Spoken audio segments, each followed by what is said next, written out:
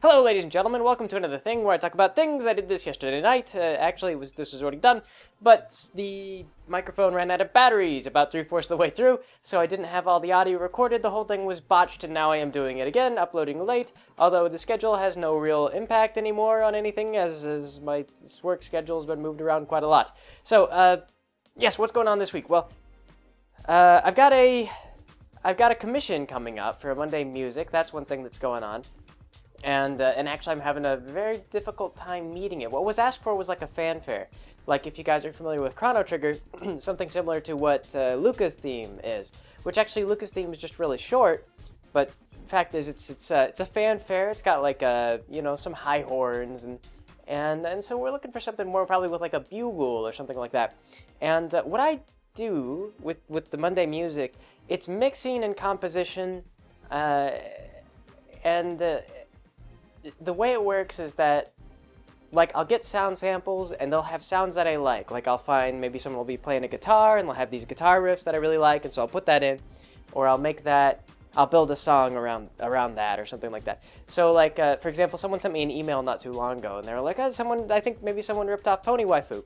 And what they found is someone else had downloaded the same sound package that I had, and they were using, there's a bell part in Pony Waifu, which is basically the main melody of the song. And Pony Waifu has original parts in it. Like, I think all the drum parts, and there's like a tom section and a bunch of stuff, the bass, that's all original. But the bell part that this guy identified, which is the melody of the song, was actually a sound package that I got. And so I built the song kind of around the sound package because I like the sound of that sound. And so yeah, so you can find those songs. You might hear stuff that sounds similar to my music online if you really browse around in the music world, because you can find that stuff. You can download it. Some of it is totally original. I think that Infinite Mass might be one that is Monday Music's Infinite Mass might be one that is 100% original. Although I can't remember. There's some of them that are almost totally original, or some that are relying more on sound samples. Usually, if you hear something like a lot of horn parts are one of those things that I can't synthesize very well. Like, they just sound synthetic if I try to make a song with a lot of horn. So what I've been asked to do is to make a fanfare, and the trouble is that I don't have any good horn samples that make a good fanfare. And so I've been trying to put it together. I've got like maybe one sample, and I can't tweak it because otherwise it just sounds awful. It just sounds really, really synthetic. And last week was a failed attempt to do that very thing, and this week I don't know. I'm struggling with it still, but we'll post Monday, and you guys will see. I don't know. You can make something of that. This Monday's song will be totally original. There will be no sound samples in it because I was trying my best to create a fanfare using bell parts almost exclusively, because I was just like, what else? What else is a really triumphant sounding instrument? Bells, bells, and bells I can do without sounding really, really digital. But yeah, we'll see how that turns out. I'm still working on it. It sounds really good. It sounds pretty, but I don't know. I'll ask how the guy who commissioned me, what he thinks about it, and then keep trying at it. It's like I said, it's a little bit hard. It's harder than I thought it was gonna be. But anyway, so. Children of the Sandler. Today is, we'll get where we live off. I think we were in Crace, because we had ridden a giant peach, and I wasn't there for this session. Like someone made a joke, you skip one session and everything goes to peaches. So, yes, we'd ridden a giant peach to Crace. And I'm not really clear on the details, but somehow the party had been told that they needed to go to a garbage chute in Crace, which Crace is built on the top of these gigantic magical trees, right? And so what Sandler explained to us is that these magical trees, there had been a hole that had been cut out in them, a gigantic hole, and Crace was just throwing garbage down this hole. Like, all of the city's garbage was just going down this hole.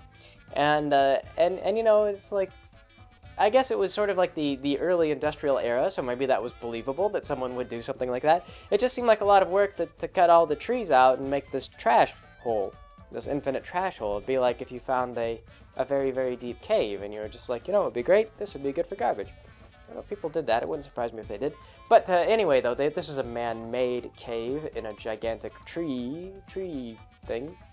So, yes. Anyway, though, for some reason we had to go to the bottom of it, and I can't remember why Sandler wanted us to do this. It was some contrived thing, which is why I think I don't remember it. And but anyway, though, there was an elevator. There are two ways to get down: the elevator and the stairs. And the NPCs that told us to go specifically told us, do not use the stairs. They said, it's not worth it to use the stairs. Use the elevator. So we go to the elevator, and there's an elevator operator. And when we approach him, he tells us, I'm on break. And so we say, like, try to roll negotiation to get him to get off a break, because we need to go. Like, what's he on break for? I mean, how often do people go down in the trash hole anyway? So we fail all our negotiation rolls because, like all of Sandler's NPCs, this guy was godly. He could resist any amount of offer. Like, we offered to pay him. We were like, we'll pay you. I mean, like, do you want money? We'll bribe you to take us down there. And he just kept telling us the same thing, though. This was so frustrating. Sandler refused to give this guy any other line except for, I'm on break. And every time he said it like he was kind of mad. He was irritated that we were bothering him, I'm on break. Just every single time. So we failed all our diplomacy checks. We couldn't get the guy to let us take the elevator down to the bottom of this trash chute. So we go, okay, fine, we'll wait till his break is up. And so Sandler goes, okay, you wait like 15 minutes and his break is not done. And we're like, okay, we'll keep waiting. We'll wait till his thing is done. He goes, well, you wait for a half hour and his break's not done. He just keeps saying, I'm on break. And we're like, Sandler, we're waiting till his break is over. Like, we go dick around and come back, like, later. What is he doing? You go, well, you come back an hour later and he's still saying he's on break. And we're like, Sandler, like, okay, just when do we come? Like, we come back when he's not on break anymore. And he goes, okay, you wait 2 hours and he's still on break. And so it became clear that Sandler had made this guy an immovable object. Like, he was not going to cooperate with us, and we could not fast forward past his lack of cooperation. It was just like he was just an impenetrable wall. There was nothing we could do. So we just get in the elevator, ignoring this guy, and we're like, well, how do we operate the elevator? Just push a button to go down. And Sandler goes, oh, there's a bunch of levers and pulleys and stuff like that. There's no buttons. And we say, are you kidding? You need like a ton of technical knowledge to operate this elevator? And so we rolled intelligence to see if we could operate the elevator. And of course, despite having the intelligence to pass rolls and stuff like that, like, we failed. It was something. So we failed, and the elevator enters free fall. Like, it just goes from standing to free fall, because apparently that's one of the options the elevator had, was kill everyone. So the elevator starts to fall with this guy inside of it, and we're all freaking out, and Sandler goes, oh, you guys are gonna die, you guys are gonna die. Oh, except the elevator operator gets up, fixes the problem, and takes you back up to the top level, and then sits back down, and then tells you, I'm on break.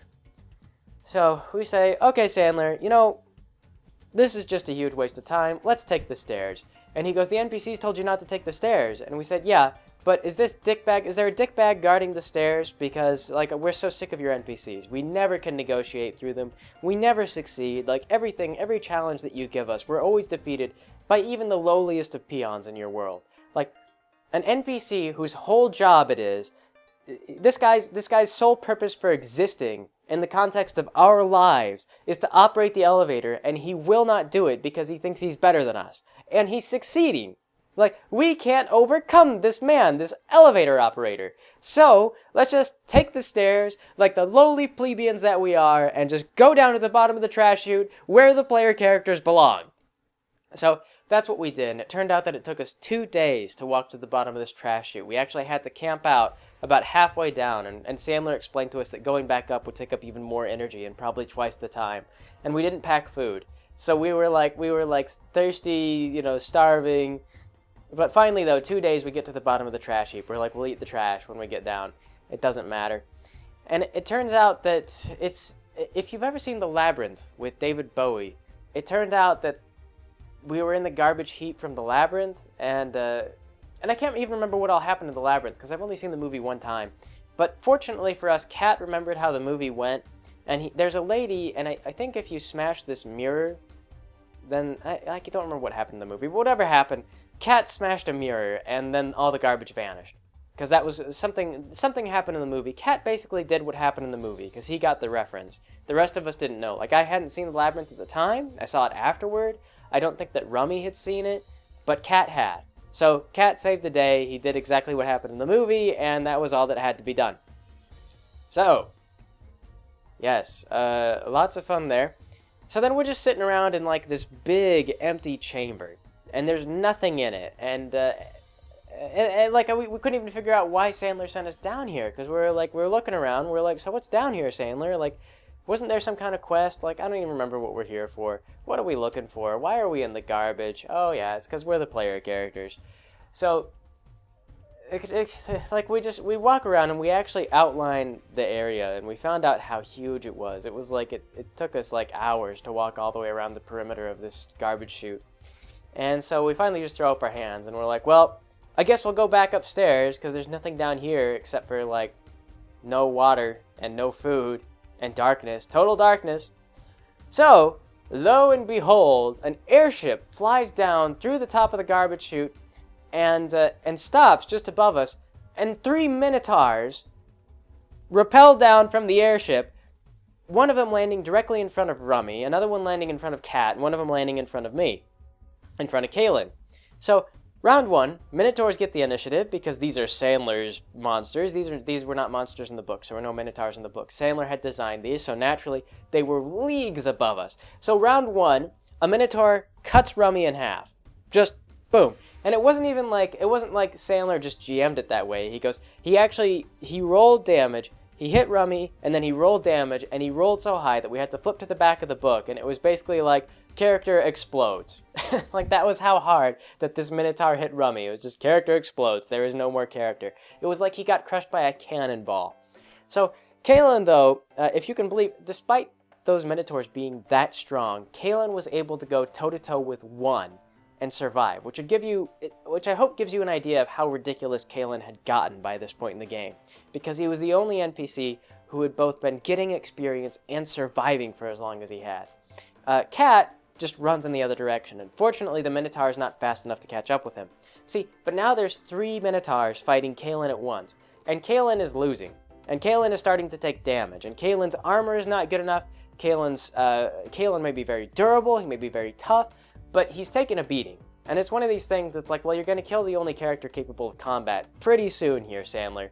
So, once again, just as spontaneously as the airship descended from the sky, a gargoyle bursts up through the plate in the earth, and then kills all 3 Minotaurs in a single round. Then grabs us, pulls us down through the hole, puts us up on the wall, and then vines wrap around us and they hold us tight.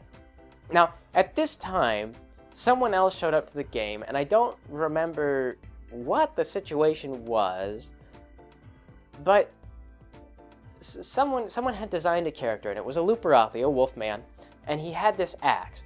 And this axe was like a really pivotal part of the character. It was a family heirloom. It was handed down from family to family to family. It was a traditional thing. This was something that, I think it was like a symbol of their freedom, and it was really essential to this character. He was explaining, like, why did I have it, why is it? Because it's kind of rare for Luperothi to carry weapons.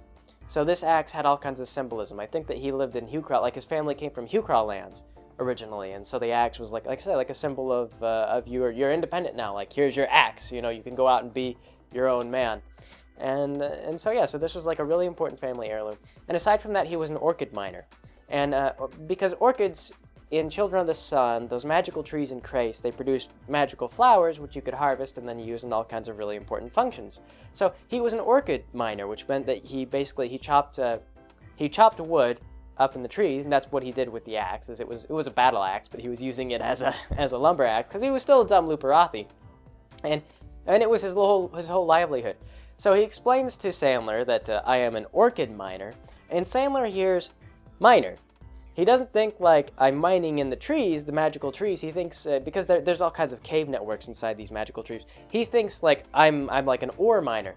So we're all trapped down with this gargoyle, and Sandler goes, "Oh, a wolf man just burst through the wall, boom, just explodes onto the scene. Character spawned right there." So the person who made this character just kind of like, goes, but he's not a mine. Like, I don't have a pickaxe. I've just got like a regular axe, you know, for chopping wood, chopping trees. And Sandler goes, whatever, you know, miner, it's mining, it's the same thing. You are mining. You have a pickaxe if you want to take a pickaxe. And he goes, I don't want to take a pickaxe. He goes, I'm not that kind of miner, orchid miner. I know about the trees. And Sandler just goes, whatever, you're in the scene. Whatever, you're in the game now. So we're all tied up, and this is specifically so that the gargoyle could do a monologue without us interrupting or taking any action or leaving in the middle of the conversation. And a lot of it was just the gargoyle telling us how dumb we were and how badly we'd screwed up everything. And also it turned out that the gargoyle was the father of the goblin on the airplane that tormented Iggy way back. And that goblin on the airplane also inherited all the positive aspects of Iggy's legacy. So all the good things that Iggy did was attributed to that goblin, and all the bad things were attributed to Iggy.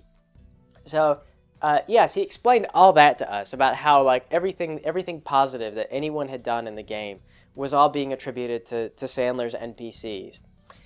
And I think when we backtalked him that the vines gagged us so that we couldn't talk even. There was nothing that we could do. We just had to sit there, and Sandler made us sit through this browbeating. It was just another one of these things like, my NPCs are so much better than your characters. And it was just really tiring. Like, we just did not care. And so this new character with his axe bursts through the wall, and we say, oh, hey, come over here and cut us down from these vines so that we can leave. Like, we'll just go. We don't really want to talk to this gargoyle. We don't care what he's talking about. So he goes up, and he takes the axe, and he attempts to cut the vines, and the vines grab the axe and destroy it. They don't just break the handle. They like shatter the blade. They make the axe no longer an axe. It is gone. They take it and they just scatter it all to the wind. So this character is like pivotal piece. This thing, like this is handed down to you. It's a symbol of your freedom. You know, like normally you need paperwork as a Luperothi to prove that you're free, or whoever owns you. That was his freedom. That was everything to this Luperothi. Gone. Within 5 minutes of creating the character. Everything about the character totally obliterated. Sandler just eviscerated the whole character in a single blow. And then whoever made that character did not make another character and did not show up for another session. That was the end of that. So yes, we had to sit through the browbeating, and I'm pretty sure that he even made the new character sit through the browbeating, even though it was a stupid browbeating, and even though Kalen had no part in any of the previous shenanigans from earlier on, the gargoyle still berated us because he knew in his mind that we were the players. That it was actually, he was speaking to us. He wasn't speaking to our characters. And so that was what was really frustrating, is Sandler was using a character to tell us how stupid we were. It was a personal thing. And so that was incredibly frustrating. And that session, I'm pretty sure most of us went home angry, because we were just kind of sick of the crap. I mean, like, it had always been bad, but this was like Sandler was finally just, like I say, like we were defeated by the guy who ran the elevator, and then forced to sit through Sandler telling us what terrible role players we were. Like, stuff like that. And so the next session, we had no idea what to do. The gargoyle set us free. We showed up for the next session, and at this point, morale was extremely low. So the gargoyle set us free. We had no money. We had no direction. We didn't know where we were going. The airship was destroyed. That was like $2 million down the hole. So I think we finally found another harbor somewhere on the floor of Crace, the floor ground of Crace. And we rented it, and we promised to bring it back, but I think we had no intent of returning it. We didn't care about the experience loss. We didn't care about anything by that point.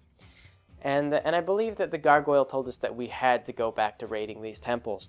So we went to the nearest temple. It was really close by, and it turned out that what had happened is Sandler had planned it out as an obstacle course. It was like a double dare challenge kind of thing. Like you had to travel through the mud, and there was like a zip line, and it was like a family fun adventure challenge.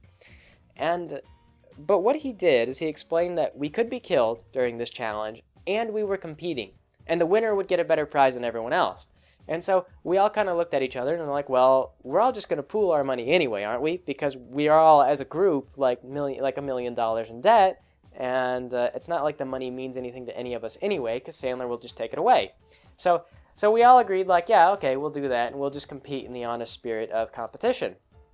That is when we truly came to realize exactly how far separated each of the characters had come in terms of abilities. Kalen was ridiculous because of how strong he'd gotten, because of the way that Sandler was allocating experience. Cat was leagues above the new character that Rummy had put together. Because Cat was one of Sandler's NPCs, and so of course he was better at everything compared to a normal character. So, but the tiers were so far divided that it just became, it was just so stark. Like, we got started and Rummy died right away. Like, he was no match for Cat or Kalen. But then Kalen smashed Cat, like just crushed him. You know, I think that what it was is that Kalen just grabbed him, put him face down in the mud, and drown him in the mud. And then Kalen took off. And Kalen was a bit slower. He was a bit stockier, and so I didn't invest quite as many points in his agility. So Cat caught up to him 2 times, and both times Kalen killed him. Like, the first time he drowned him in the mud. The second time, I'm pretty sure he got thrown off a bridge. And the third time, I don't even know. I think that, like, Kalen just bashed him upside the head. And this was frustrating because Cat used everything at his disposal. But he just didn't have the combat skills to match Kalen. And every time he tried to run by, he would have to do something about Kalen because he couldn't quite squeak by me. It was one of those, he never quite slipped around me. So 2 times he was killed, and 2 or 3 times, and by the final time he was killed, he had to start over at the beginning, and everyone else was so far ahead in the obstacle course. Rummy was too far behind to even be a threat to Kalen, so Rummy crossed the finish line, and then Cat finished last. So Cat was pissed. Like, this did not go as Cat had planned. This did not go the way that Cat wanted. And so Cat got a little bit of money. He got the lowest reward. And it was something like, in total, we got, I don't know, like 40,000 gold or something like that, 50,000 gold. And it was something like none of us were really all that impressed by it, because it was like, where's this going to go? It's going to go straight to Sandler's NPCs. Like, there's no keeping this money. It's a pittance compared to what we owe. I mean, this will probably barely pay the interest, I'm sure. So, but Cat was pissed because his character had been robbed of victory. I mean, like, he had just been humiliated. And like I say, the gaps between characters was so heavily pronounced that it just, at that point, we'd all turned on each other. So we weren't happy with each other. We weren't happy with Sandler. And so Cat takes all his winnings and he just throws it to the ground. And he goes, I hate this. He goes, I hate everything. I hate this adventure. I hate you. I hate what we're doing. I hate what I've become. I hate this. I hate these temples. Just, I don't even care anymore. So Rummy goes, well, can I have your money? And Cat goes, fine, take it. And then Rummy goes, you're an idiot. You know, you could have held on. You could have had something, but now you have nothing. So Cat, pissed as he was, just goes, I'm hitting Rummy. He goes, I'm ready. So he rolls to hit Rummy. He connects. And Children of the Sun is a rollover system. And what that means is that if you roll the maximum number on your die, you get to roll the dice again. And you continue to add the numbers over and over again. So he rolls damage, and he gets a 6 out of 6. That's the maximum number. So he picks up the die, and he rolls again. Gets another 6. Now he's got a 12, and he's got to roll again. Rolls again. Another 6. 18. Rolls again. Another 6. We couldn't believe it. He just kept going and going and going. And then finally we added up all the damage, and we're like, oh crap. What happens to Rummy? And so we look it up in the book, and Cat actually did so much damage to Rummy in a single blow that it was instantly fatal. And so we just go, oh my god, I punched you in the heart. So Rummy dies. Just one hit KO, killed him. Like, Rummy is dead. So, yeah, after that, those of us, we who were playing the game, this was really kind of the final straw for us, as you guys have been talking about. Like, I can't believe that you held out for so long. You know, like, I can't believe that you played this game. I can't believe you never shouted at Sandler. And this was finally, we all just went home, and we were mad about everything. Because up until this point, we'd always had a certain amount of solidarity. But this time, Sandler he directly disrespected us, the people playing his game, not just the characters. Because I mean, sometimes the characters deserved it. We often played like idiots. But he was disrespectful to us. And then he turned us against each other. And we lost a character due to party infighting. We actually killed someone. And not only that, to make everything worse, to really add insult to injury, Sandler deducted experience from Cat for killing a party member. So Cat didn't even really want to kill Rummy, but Cat lost a ton of experience for killing Rummy. So we all just kind of exchanged glances, and we were like, you know, we've got the sword of the devil, of Jen the Unraveler, and we know where the Dreamer lives. Next session, do you guys maybe want to, like, mislead Sandler into believing that we want to go see the Dreamer for, like, benign reasons? And when we get to see this guy, we'll just take the sword of the devil, the nightmare that's poised to wake the Dreamer from his dream, and just stab the Dreamer in the eye with the weapon? And everyone, they were like, yeah, that would be really good, actually. We would kill everyone. The universe would be over.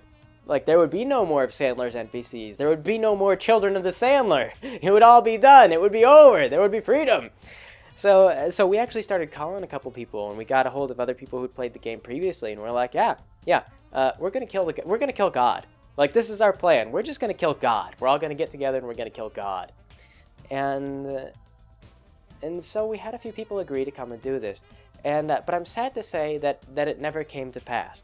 Because the next session, Sandler confessed that he realized that the game wasn't going as well as everyone would have liked, and he finally loosed the reins of power. He says, okay, someone else should GM for a while. So we never did kill God, we never really did mount our final offensive on the Sandler world, but we had gotten more people involved for the final session than there ever would have been. It may have been that Sandler caught wind of our plans, because I know that we were all talking about it. So maybe that's why he gave up, because he knew that we were trying to kill the session forever. We were gonna be, I mean, what can I say? It was truly a feat that Sandler was able to torment us to the point that we wanted to just end the universe. And not only that, but he'd given us all the tools to do it. I mean, and some of you would like, I would really just like to slap Sandler, but, you know, Sandler was a friend of ours, and he continued to be a friend for many years. And unfortunately, Sandler never did quit being Sandler. He always was. He always will be. He went on to GM some other stuff, and he never really stopped being a terrible GM. But he did eventually learn how to make his terrible GMing work some of the time. So he's terrible, but in touch with that to some degree. Maybe. But anyway, that's how it goes. It was a game, and so we didn't have to destroy relationships over it.